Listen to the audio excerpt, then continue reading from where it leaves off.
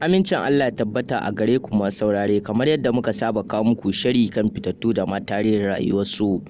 Cikin wannan sako za ku ji cewa to fa wani bawan Allah dan jam'iyyar nnpp ya bayyana wa mutane cewa ko uwarsa da ubansa ba su isa su hana shi bin jam'iyyar ta nnpp ba.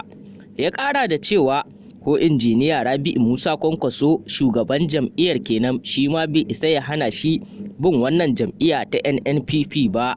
Ya ce ta riga da ta bi jininsa, don shi yanzu gani yake ko kashe shi za a yi ba a isa ya ce ya daina yin jam'iyyar nnpp ba.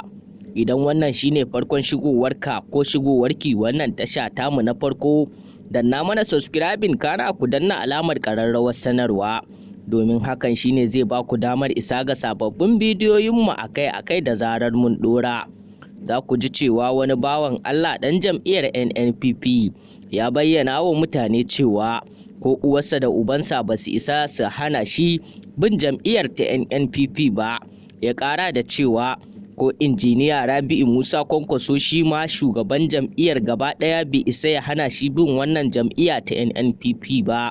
Inda a gefe guda mutane suke cewa wannan jam'iyya ta nnpp ta fara haukata matasan Najeriya, inda ake zargin cewa amma fa gaskiya wannan zargi da ake yi bai tabbata ba, in ji wasu manya-manyan mutanen dai da suke ta cece kuce akan cewa injiniya Rabi'u Musa Kwankwaso yana yin tsafi ne domin kuma ya jawo hankalin matasan jihar Kano.